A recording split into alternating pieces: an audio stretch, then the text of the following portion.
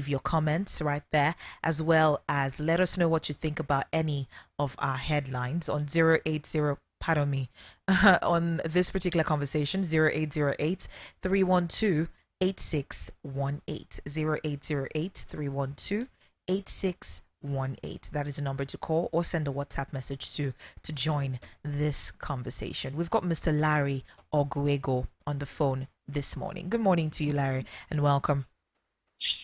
Good morning, Gerson. Thanks for having me on this show. All right, Mr. Larry, we're seeing the president, quote unquote, rewarding this ex-Lagos lawmaker, Mojisolaoluwa, Alli-Macaulay. If you remember that particular situation where she looted COVID palliatives and she repurposed them as her birthday souvenirs. What's your initial reaction to that appointment? I'll be honest with you, I was not only disappointed, I was shocked that someone who passed through that kind of controversy is being rewarded with a federal appointment. Not only a federal appointment, but when you talk about Nigeria Social Insurance Trust Fund, I think, yes, Nigeria Social Insurance Trust Fund. You're talking of an institution that looks at the welfare of employees in the event of maybe work-related injuries, accidents, and all that. That is, it's not just that you are appointing the person, but you are appointing the person to an institution that obviously the person cannot deliver. Because if this woman has a track record to the extent of taking something that belongs to the people and using it for birthday souvenirs, I don't know how you can appoint that same person to go and be an executive director that actually looks after the welfare of employees in the event of work-related incidents, accidents, injuries, and all that. So it's not just that that kind of person is not fit for any kind of appointment. But if you must appoint the person by any stretch of imagination, if you insist on rewarding the person should have been hidden somewhere that she cannot do much damage, either to the job or to the perception of Nigerians. You take that person and you put that person in a position where it is obvious that you are not even considering the person's antecedents, then it makes Nigerians begin to wonder what is really happening. You know, I was shocked and disappointed that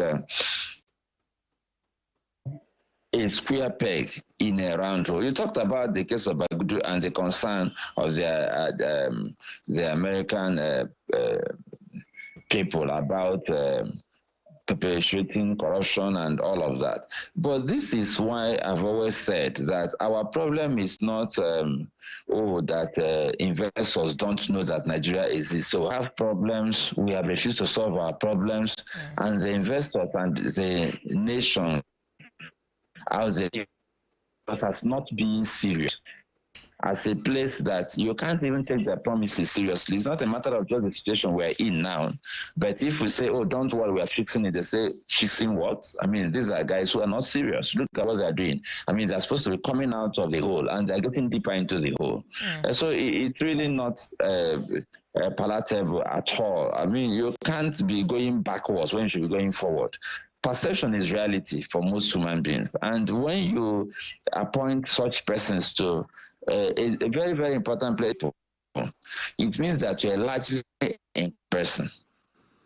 You see, say that again, sorry. Say that again. I said that if you choose to surround yourself with incompetent persons, it means that you are an incompetent person yourself, no matter what appears to be your pedigree. I mean, if you are a brilliant person in quotes, and you surround yourself and you pretend you didn't hear us, it means that the integrity we are screaming about doesn't really matter to you. That is, you're saying that it doesn't matter. That is the implication. And if you think it doesn't matter, you don't understand the concept of integrity, which means that you don't have integrity. Because a person who has integrity, once anything that will dent that integrity is threatening to happen, the person won't even wait for it to happen. You know, when we discuss this integrity and all of that, we are talking about reputation. I've always told most human beings who I come across that you have to be careful about your reputation. It can take you 10 years to build a reputation and 10 minutes to destroy it. And that is the truth. You can be known public space for 20 years, and then one lie, one obvious lie in public space demolishes all of the reputation for 2 decades. But the painful part about reputation is that you won't be able to build it back, even in that 10, 20 years. You know why? Because he said, don't mind it, the man is an impostor. He has been deceiving us for the past 20 years. We thought he was honest. So once you destroy a reputation, rebuilding it is extremely difficult. That is why people who have integrity, who are virtuous, who have positive perceptions in people's minds, work very hard to retain that status. And one thing they do is to choose people they associate with. In advanced nations, in a place like the United States, you cannot see a straight-laced businessman attending a mafia party. It doesn't happen. If they do, they go in taxis. They do small disguise. The Drug Enforcement Agency and the FBI will go there to copy the number plates of the vehicles that attended that party to track the manchiku they are. Such things don't happen in Nigeria. In Nigeria, priests attend the parties of robbers.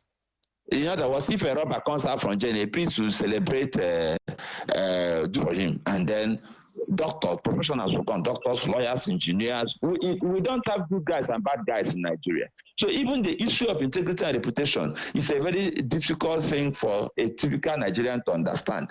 The average Nigerian, unfortunately, driven by the average politician, is wired about where you make the most money. We have thrown the issue of virtue and integrity and all of that to the dogs, because ordinarily a president should stay away from certain kinds of projects or position where you're telling young people that your past does not matter.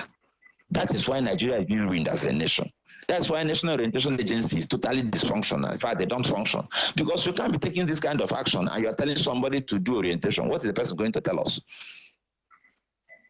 What?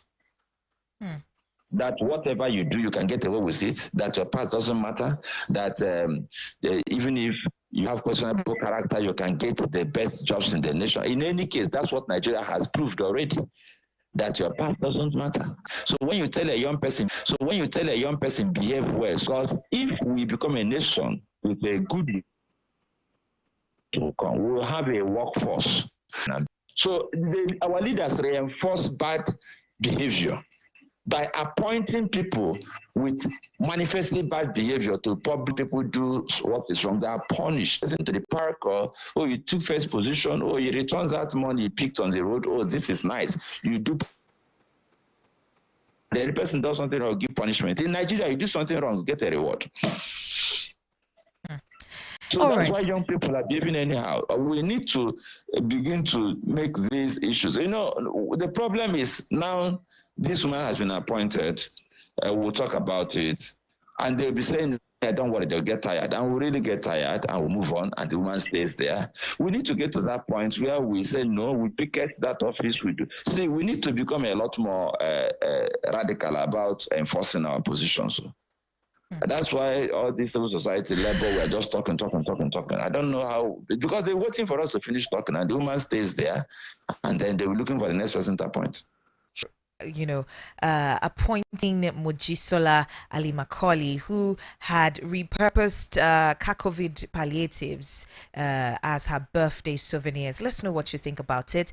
As well as you can join the conversation on 0808 312 8618 0808 312 8618. You can also join us live on YouTube at Voice of the People Abuja. Join us live on YouTube at Voice of the People Abuja. Mr. Larry, Moving on to another aspect of this conversation, some people have raised concerns. There are concerns about the key appointments in this particular administration and how they are lopsided to favor people of the Southeast and the president's ethnic group. Huriwa, that's the Human Writers Association of Nigeria.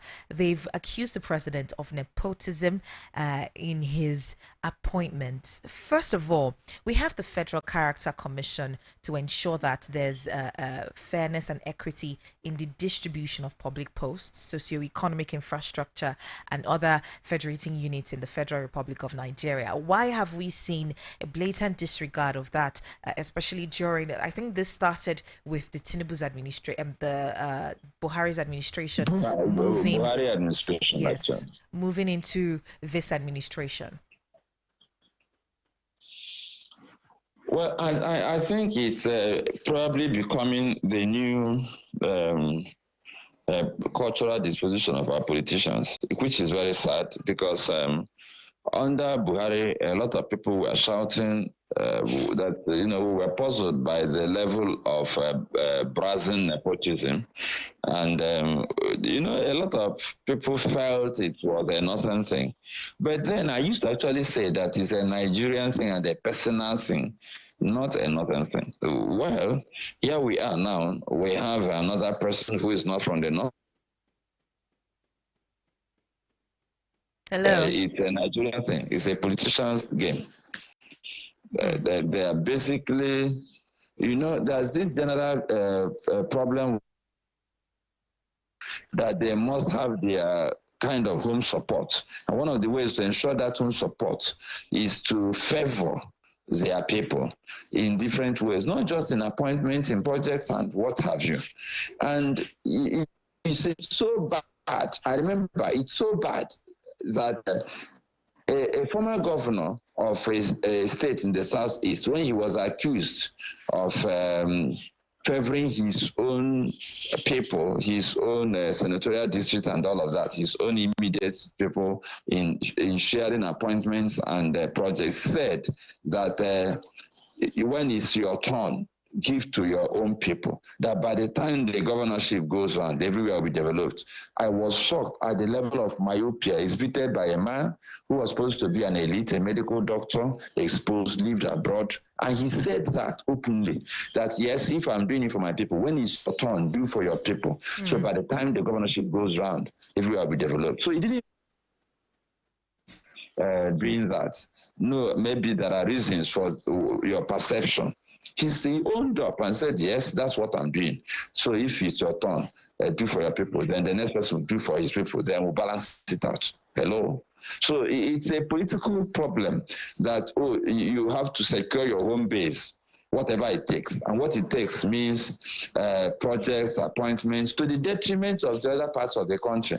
Then for the other parts of the country, find a few persons who have voice, who can manipulate their people and bring them into your mix, so that when election comes or whatever comes, they will brief for you. They will shout for you and make noise for you and tell their people that it's not as bad as you think, that we had this person and that person, and that after all, I was there too.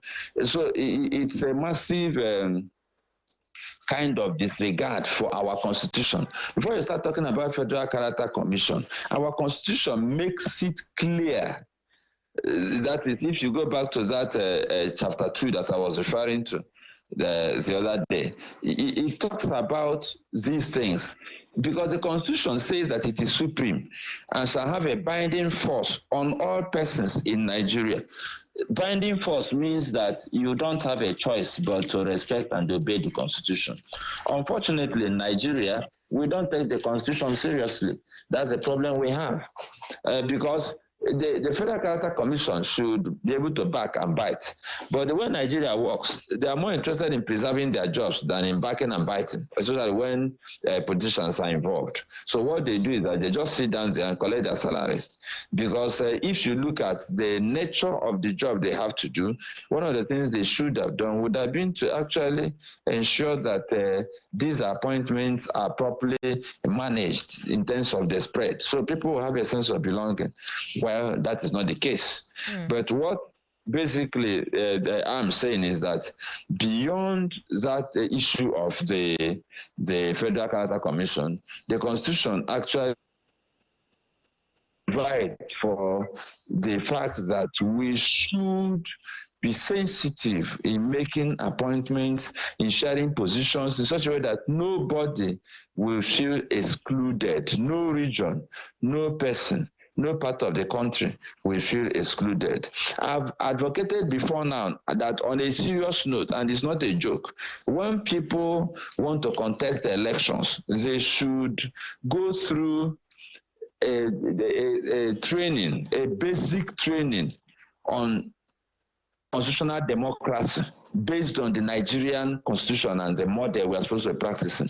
Then when they become elected officers, everybody from the president to councillors should actually go for that training. And I'm not joking. You won't understand the level of ignorance that pervades the political class when it comes to understanding the law and the basics of the law and the constitution. So I think we need to really say you are a president or a governor and you are breaching the constitution. If you look at that chapter 2, it states clearly that there's a place that the constitution talks about political objectives. It talks about the fact that national integration shall be actively encouraged. National integration shall be actively encouraged, and that discrimination on the grounds of place of origin, sex, religion, and all of that, should be prohibited. This is a constitutional provision under our political objectives. So how can you now go and be appointing people only from one side, or mainly, predominantly from one side? Are you now upholding national integration?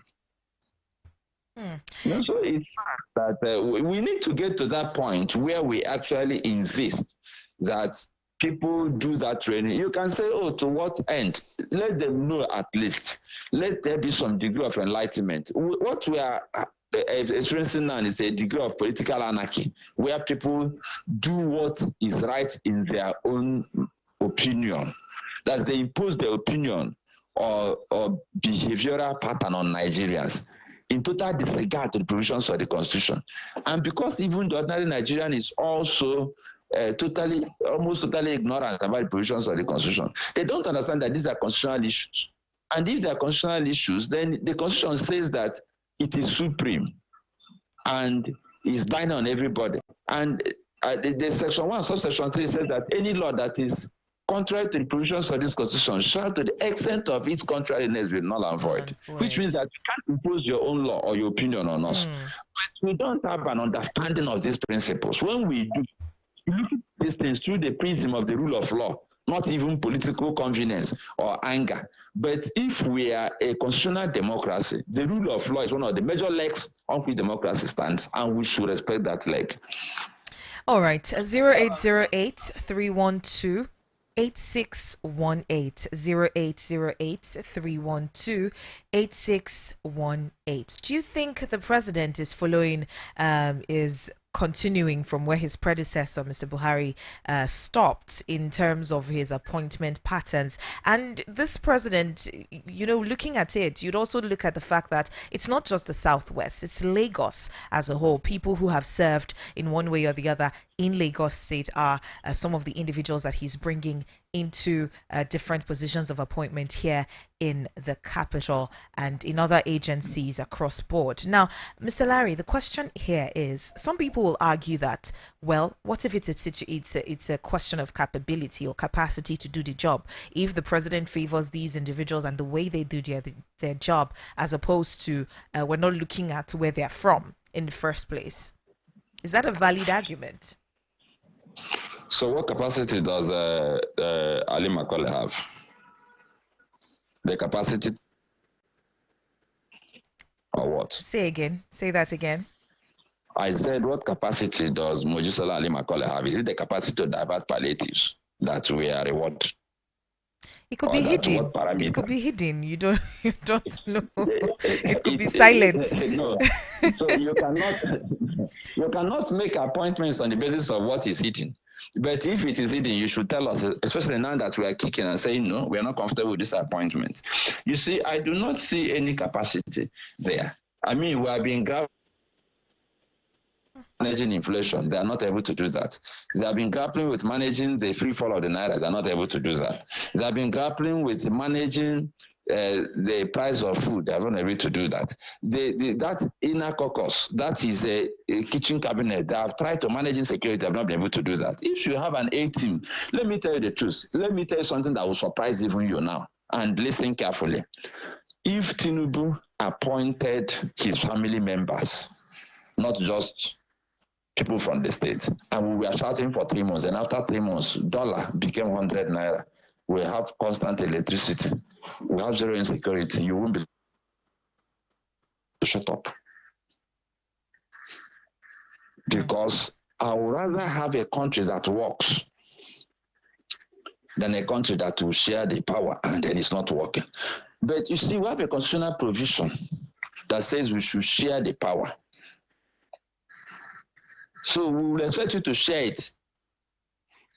And then when you now even disobey the same constitution and still it's not working, what do you expect me to do? What I'm saying is that assuming the Lagos boys are working, they're working so well. The truth is that we'll be so relieved that we'll not be complaining. If I can travel to anywhere in Nigeria by road, if tomato goes down to 2,000 naira for one penta, and somebody is saying, no, remove the agricultural minister who did the magic that is from Lagos, I'll tell you, bros, keep your peace. I want my tomato in my stew. Just stay.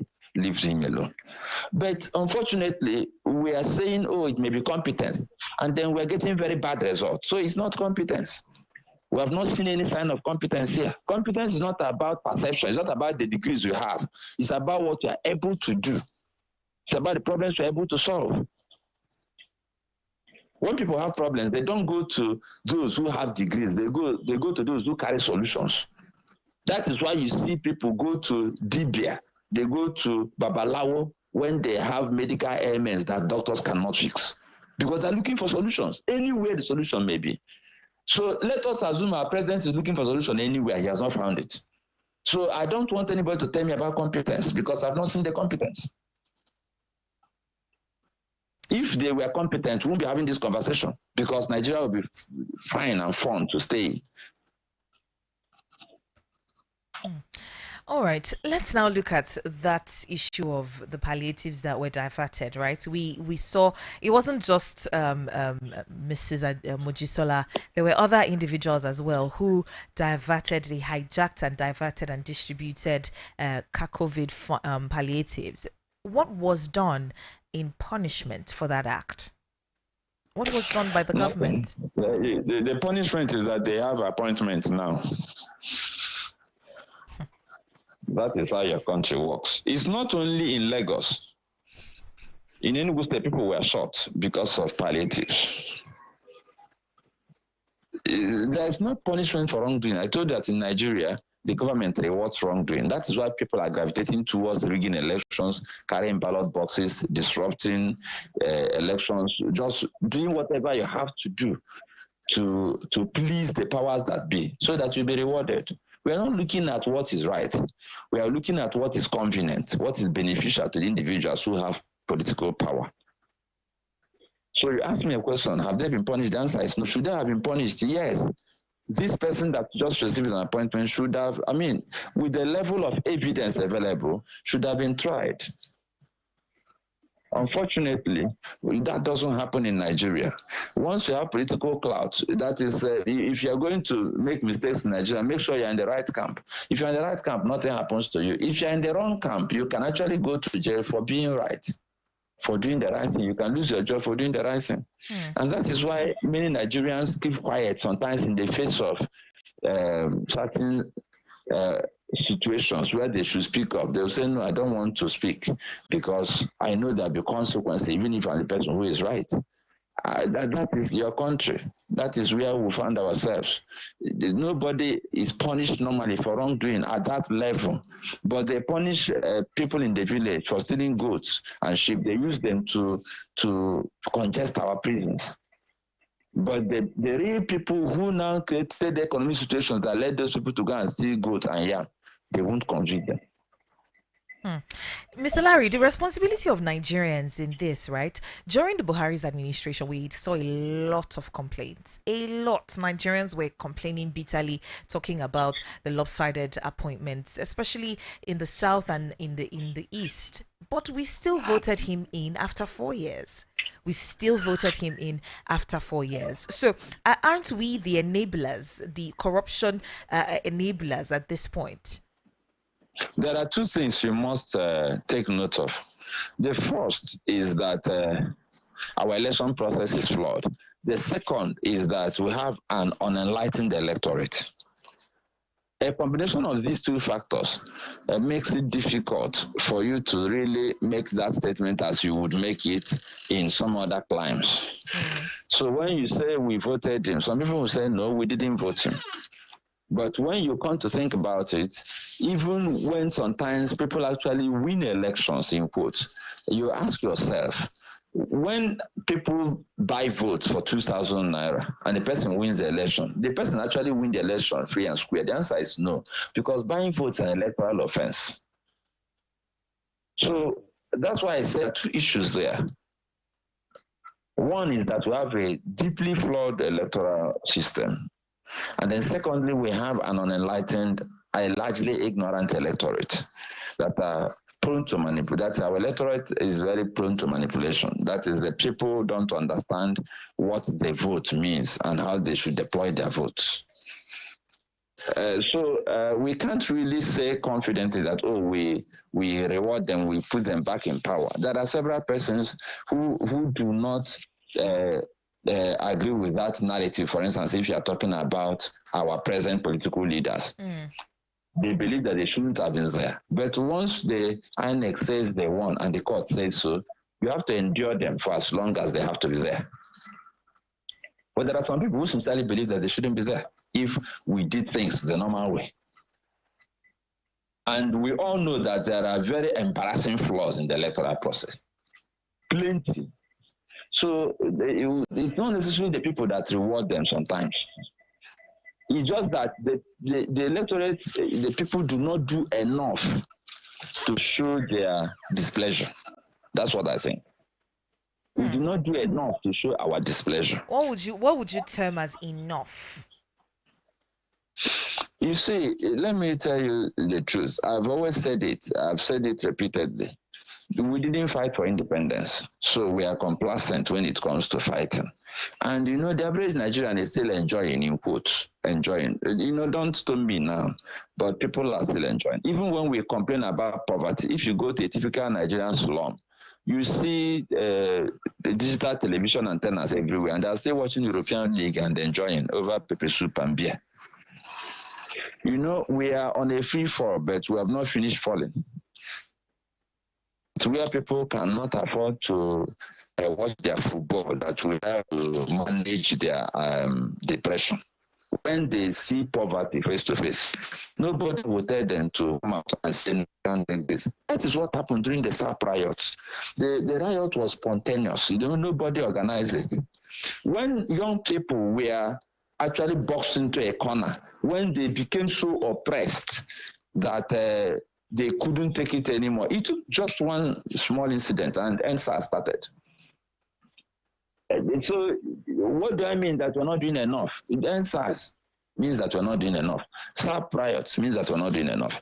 I'm not encouraging people to destroy things, but I'm encouraging people to show dissent in a way that there's something called civil disobedience. It's a legitimate instrument in a democratic dispensation. Sitting is a legitimate instrument. We need to get to that point where we show our displeasure. If, for instance, 10,000 persons go to the office where this Mojisolaoluwa is supposed to work and sit down there and say, we don't want this person to work here. Once CNN comes, Al Jazeera comes, everybody comes to begin to interview what is happening here, the man will remove her. She's not worth the embarrassment. But we have a few miserable discussions here and there, and we allow her to go and continue enjoying the loot. So they have learned to ignore us, really, because we don't assert ourselves. Notice that when we do assert ourselves, sometimes they back down. That's when we scream and keep screaming. Sometimes they back down, not all the time, but sometimes they back down. But for these small incidents, we consider them small, if you know what I mean. We'll talk about it for less than a week to just be a topic now, and then the woman will just wait and hope that it doesn't escalate. That, and she won't say anything. They'll just wait, and then it will die naturally. All right. We have a WhatsApp message here. It says, "Good morning, voice of the people. If there's one person that understands Nigeria very well, the person is Larry Oguego. He's apt in his analysis. He's telling the truth to whoever or whatever position in question is a big character. God bless VOP for the platform. I'm Sam from Masaka. I think one of my children should read and practice law." All right. Thank you so much, Sam, for that message. We also have a couple of comments on our YouTube live, but thank you so much for those messages. Our time is fast spent. We have the sports bit in just a bit. Thank you so much, Mr. Larry, for your time. We absolutely appreciate you. Yeah, it's my pleasure. It's my pleasure. I hope we're all listening to the voice of the people. I learn so that maybe one day we'll begin to hold our leaders accountable, and then we'll have the nation that we've always prayed about and dreamt about. Thank you for doing what you know how to do best, Gessi. God bless you. God bless you too. All right, there's so much happening in sports. You know that sports bit is segueing off the arena, and there's so much happening in sports at the moment. Meanwhile, we have the NFF president talking about introducing VAR in Nigerian leagues. I don't know why we are always last to some of these technologies that are supposed to help the process and make it as easy and smooth as possible. Nonso Arinzechi, good morning. Welcome to the show. Good morning. It's becoming a normal norm in our sporting architecture where we seem to be the last to bring in all the things that would help us. Till now, there is no. It's not only in sports now. It's everywhere. But I think sports is the height of it. There was goal-like technology nowhere to be found in the league. Technologies for the referee to communicate. But just saying that it will come into play as the start of the new season. For VR, it's not even coming in immediately because the referees have to go to training and retraining, and they have to use a trial mode before we are sure that they can bring VAR into the league. How many trainings are needed for somebody to understand how to use a VAR before they can be sure? Now, they're not even sure that we need it. Yeah, no, they say they're sure we need it, but they're not sure whether the officials are up to speed with the use of the VAR in our league. Maybe the officials are too old. We should get the young guys to come and use. That's why they will have to train them, get them to understand what it means to use the VAR, and most importantly, get them to start using the VAR in maybe lower leagues before they bring it to the MPFL. The MPFL is the echelon, the top league in Nigerian football.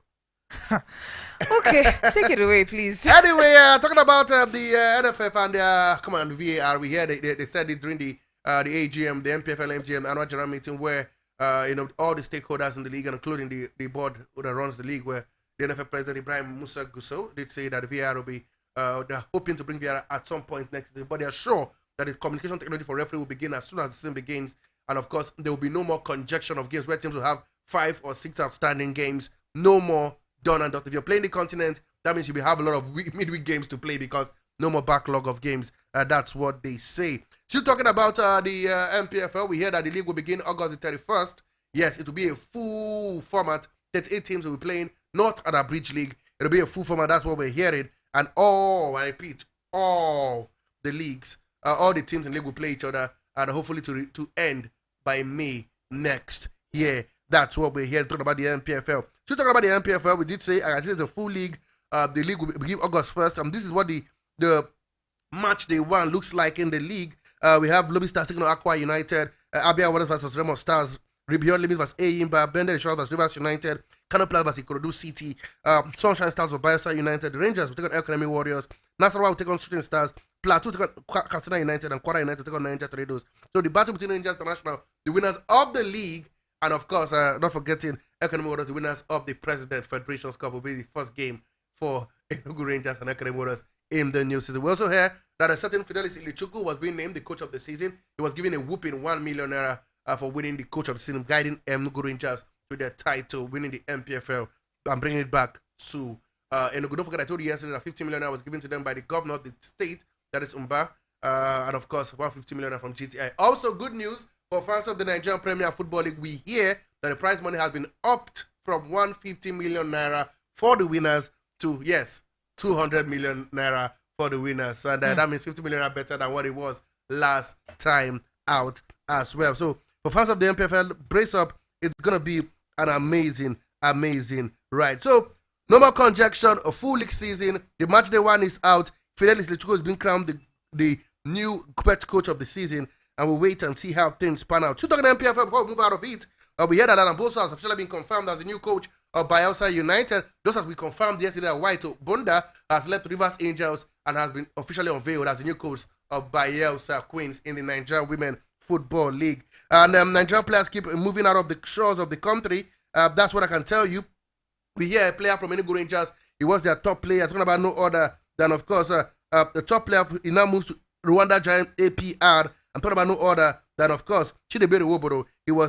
He has completed his transfer to Rwanda as more players leave the MPFL. So talking about players leaving the MPFL, certain player as well has left the MPFL to play for CX Sfaxien of Tunisia. I'm talking about no other than the striker Hilary Albert of Plateau United. He signed a 3-year deal in that one, and he will be, of course, be playing in the Tunisian league come next season. And of course, we heard still talking MPFL, we heard a new captain has emerged from Kwara United that I can confirm to you. It will be no other than, of course, Abdulaziz. Yeah, he's the new captain of the team. Abdulaziz Musa has been named the new captain of Kwara United. Chidozia Wazim, we hear now leaving MPFL for a moment. Chidozia Wazim, we hear a club from the United States, FC Cincinnati, is trying to snatch Chidozia Wazim from FC Boa Vista far away in Portugal. Wait and see if that deal will be concluded as players are moving for greener pastures during the transfer window. Nigeria, now before I move out of football quickly, I must say sad news in sport as the Honorable Ekene Abaka Adams has died. He died yesterday, and there have been tribute coming from FCT Swan, the National Swan, the NFF, the Sport Ministry. The Sport Fraternity has lost a man. He was, of course, the chairman of the House Committee of Sport, talking about the House of Assembly. So it is what it is. I wish the family the fortune to bear the loss, but a big masquerade had just left the scene. In basketball, Nigeria, ahead of the Olympic Games, we hear not all the good news for the Tigress. They have now in the power rankings. They are now 12th on the power rankings in the Olympic Games. We hear United States stay number 1.